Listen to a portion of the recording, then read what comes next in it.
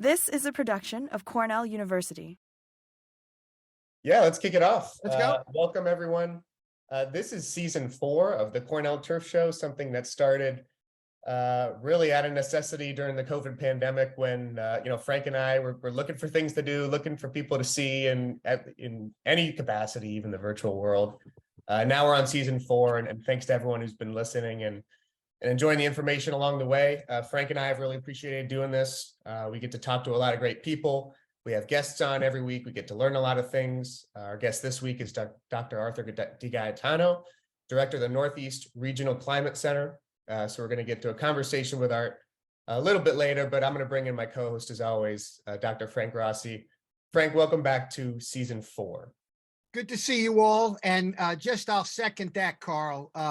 This is really great because of the people we get to share it with, right? And now you got 3 Italian guys. So without any further ado, let me get to it. So as Carl said, we started this just howling at the moon, Carl and I think, during the pandemic, just to try to support guys that didn't know if you could work, how could you work, how many people could work, how many people in a truck, all the things that were involved in getting things done.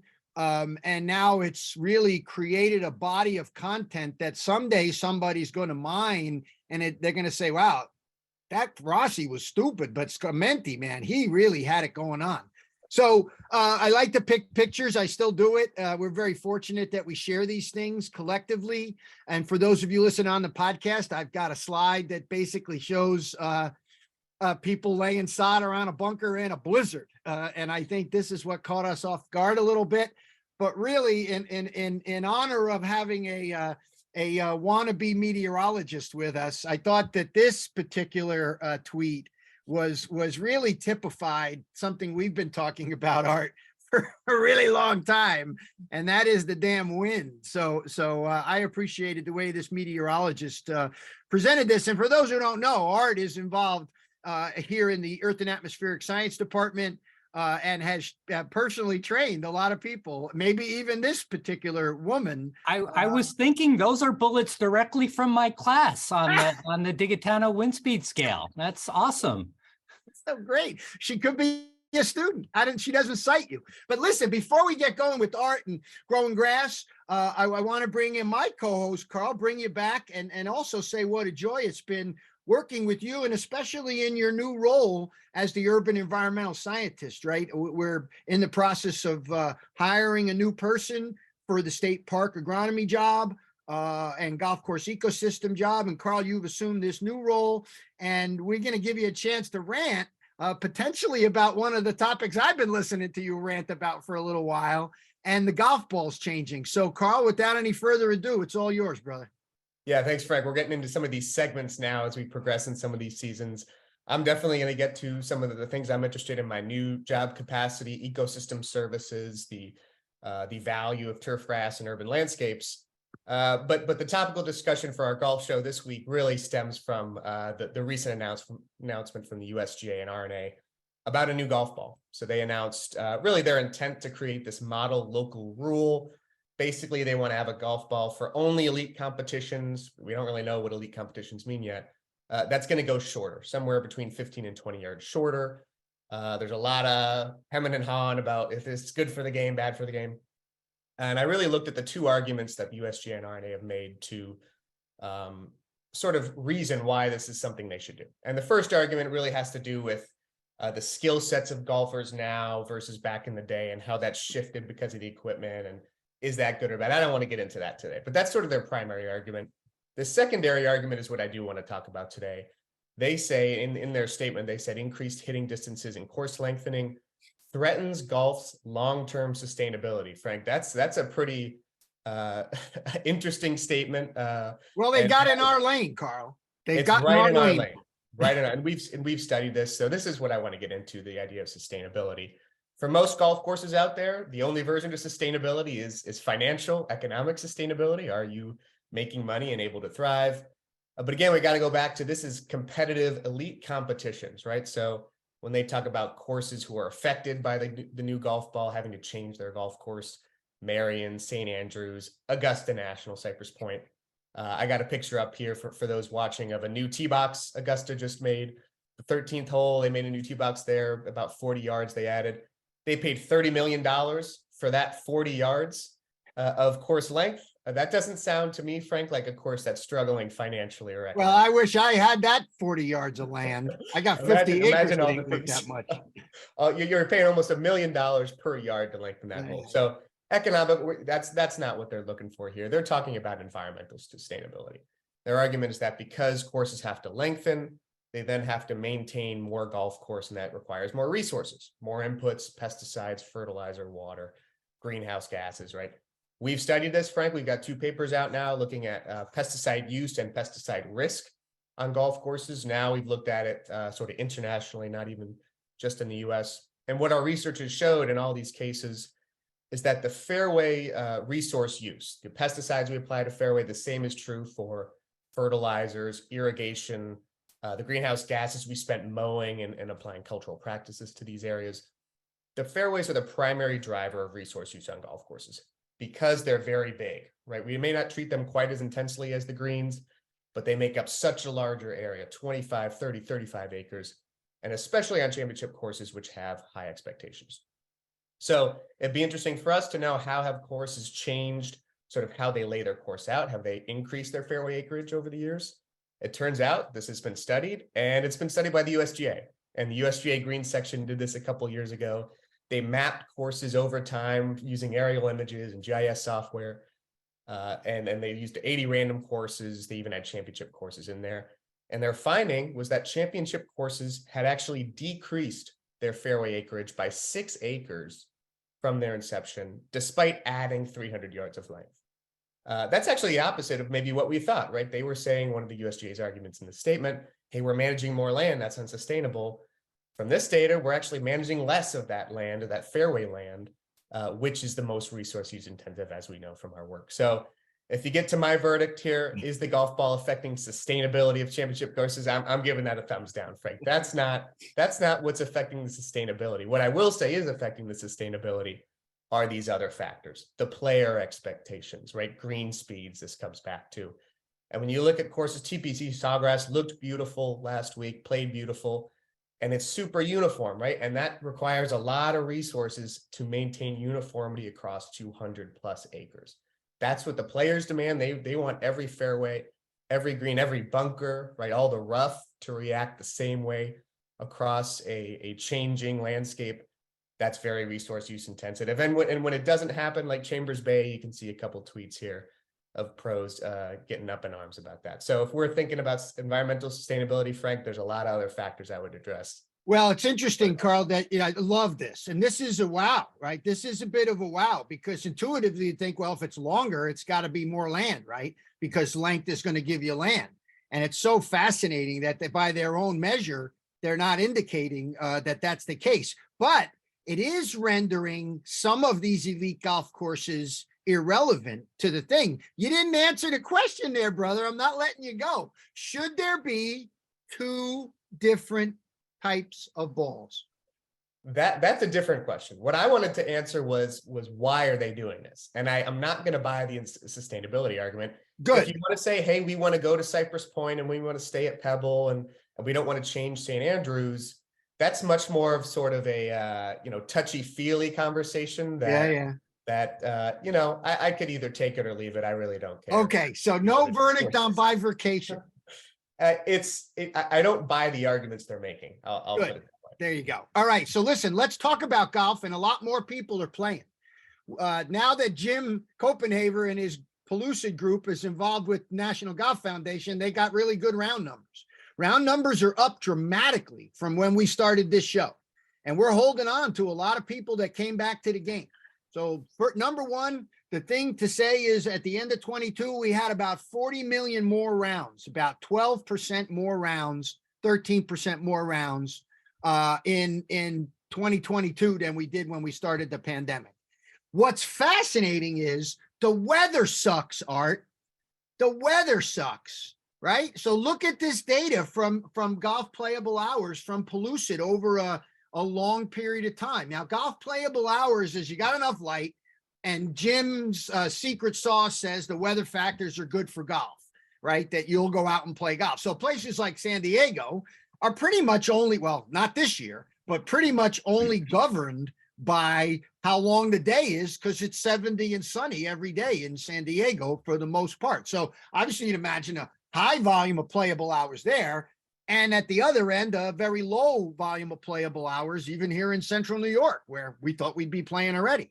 When you look at the 10-year average, we have less time people to play golf. And look at 2022. Nationally, it was a big drop, 10, 12%. More people playing on less time to play. So here's another way that Pellucid looks at it. This is playable hours year over year. So compared to 21, 22 had 20% less playable hours in the month of November. But look at the utilization, way off the charts, 7% up year over year. More golfers with less time are really leading to concentrating traffic. And Carl has really pioneered a lot of discussion on how we should be thinking about traffic in the golf business moving forward, and using this Pellucid data to demonstrate to people, hey, this is not only we got more people, they're playing in a compressed amount of time in certain places. Now, Art, here's the picture of your aging. Is that from the School of the Mines, the one on the left? I think that's right when I first got here on the left. Oh my gosh. So we got here about the same time. Art and I are in the same tenure class, oddly enough. So we share that. We met that president, Jeff Lehman, who was here for 5 minutes. That's probably how we got this. That's probably how you and I got tenured. The guy came, he tenured us, and then he left.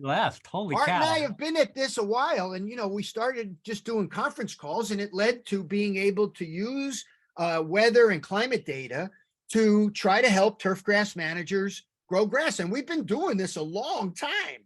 I don't think people even paid attention to it when we first started doing it, but it allowed us to begin to collect data and look at trends. And we published a paper in 2007, basically foretelling what we're experiencing right now, is that we have more consistent dollar spot pressure, Art, and been a big shift in many areas to the fall as a heavy period of time. So this was really prescient at the time to do it. Now, I'm going to try to set you up as best I can. I got winter with a question mark because it looks like it just got here, and it's hopefully not going to stay very long. Looking back at the December to February time period, right? I love these ranking systems. You look at the Northeast, or everything that's orange, Art, this has got to be like top 5, 10% of the warmest winters we've ever had. Go ahead.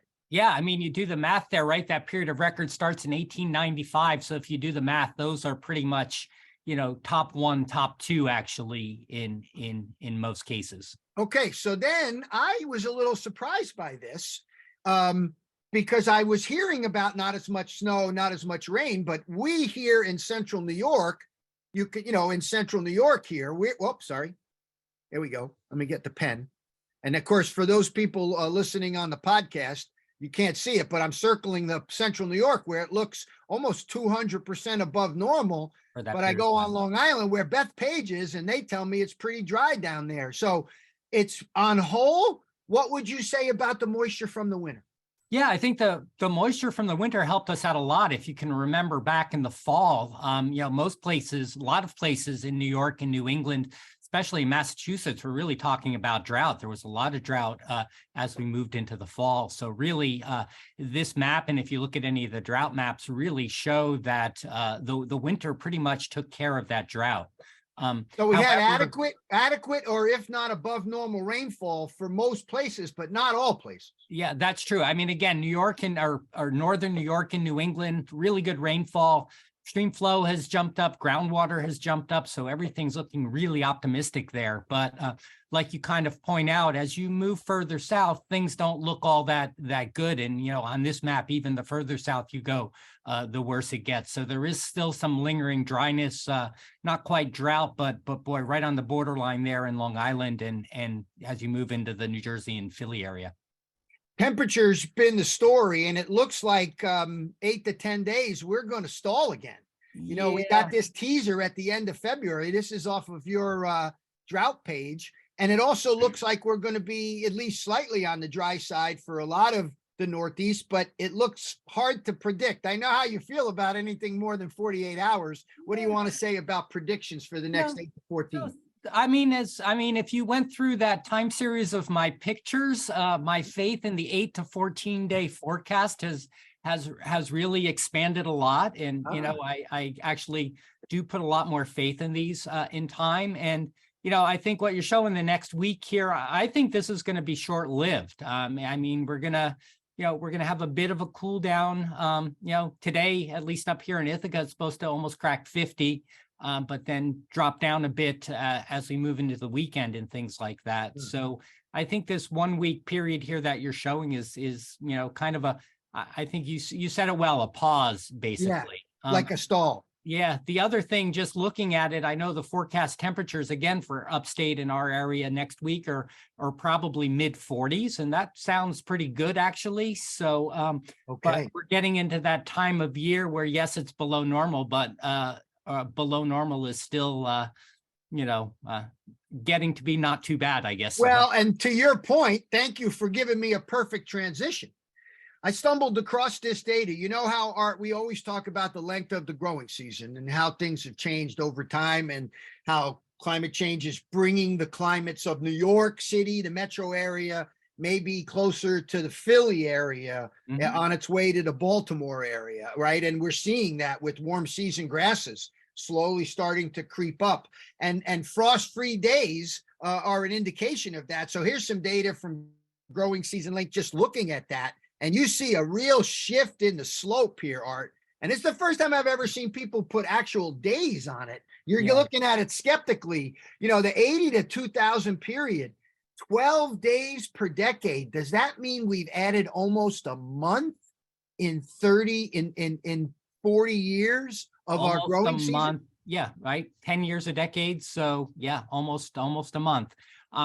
I mean, again, you can take this graph in a number of different ways. I'd argue in a lot of cases that 80 to current period of time is a bit of cherry picking because there is that number of years there in the 80s. And what I really think is more dramatic about this graph is, when you go to the 50s to the present, right? That's a nice long period of time, and you have a nice consistent trend there. So, I mean, you can play games with where you're going to start things and you'll get a consistent trend, but yet that trend is consistently going up.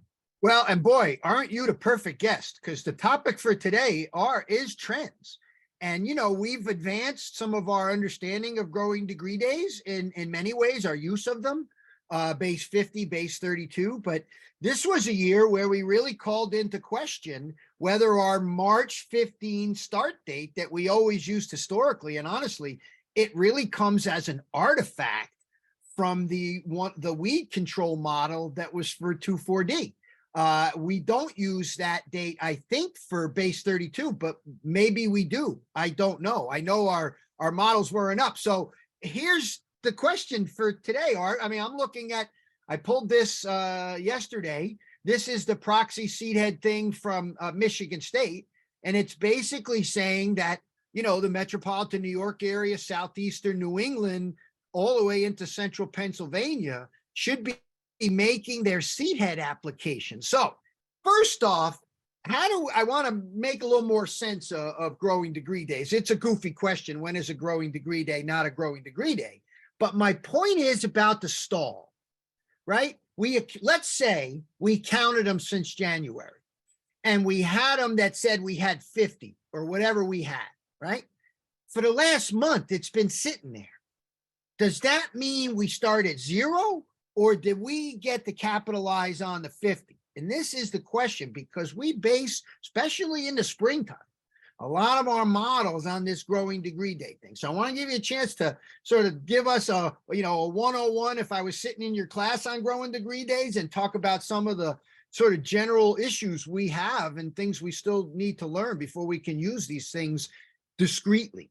Right. I mean, I think I'd start out with, a growing degree day has a sort of, they've been around for a long time, right? And they're actually a pretty simplistic measurement of really just saying how far is the average temperature of a day, basically different from some threshold that, affects the grass, affects an insect, It's affects calibrated. whatever, And right? whatever it's calibrated to, right? Right. It really needs calibration. It does. And, I think, if you've heard any of my extension talks or anything like that, one of the things I rant about is really using the calendar to make these decisions that are weather related, right? We've done that for a long time, whether it's, when we chat with you, it's like, oh, it's the, I'm going to get the date wrong. The first week in May, we need to put down dandelion control or something like that. But in some years that might be prudent. In other years, it might not be. So the weather is a key there. I think really going back to your first question, it's really that pause. And I think, again, climate change factors into that. We could be looking at a period of time, say in January, where we do, over a week or two, do accumulate a substantial amount, particularly of base 32-degree days.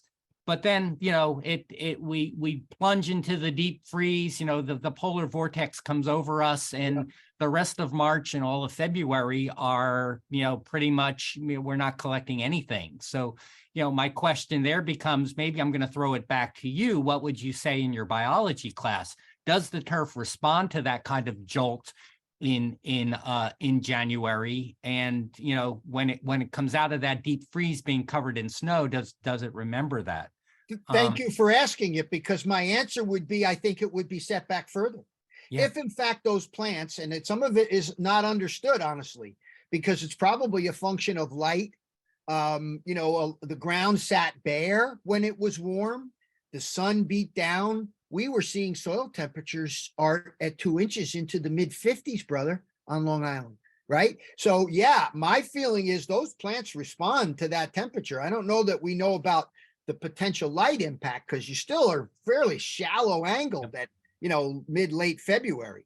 So that the first thing is, I don't know, but my concern is we get going, then this stuff comes and it sets it back further.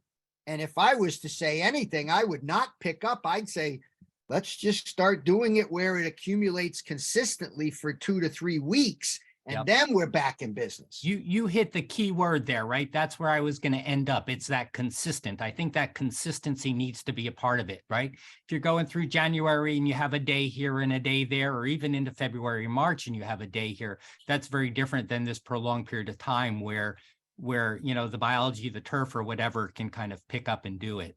I think in a lot of cases, the fruit guys are maybe a little bit more sophisticated with you, right? Because they have a distinct measure on, right? You have this idea of chilling, right? The buds in an apple tree have to get a certain amount of chill. And that's when you start to accumulate the degree days. It says, all right, we've gone through the winter, we've done our stuff, we've gotten enough of this, and now I can start to wake up.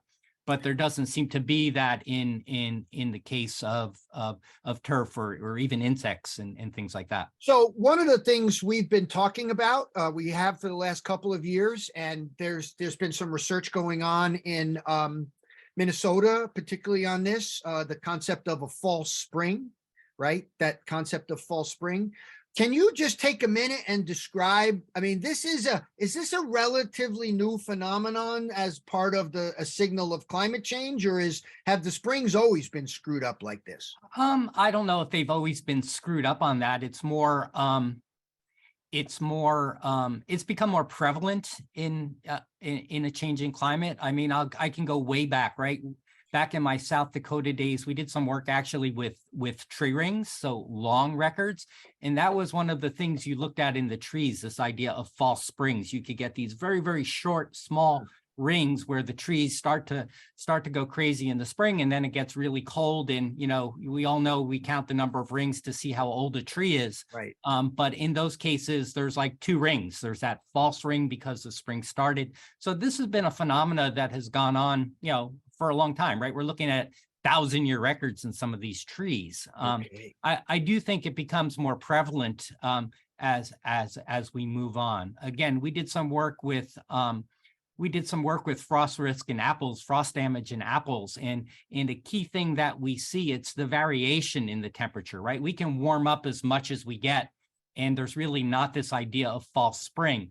But as the variance, the day-to-day change becomes different, that's the thing that gives you that false spring, that again, in the case of an apple blossom, they develop and then boom, you get hit with a frost and it's down. There it's a 1 day thing.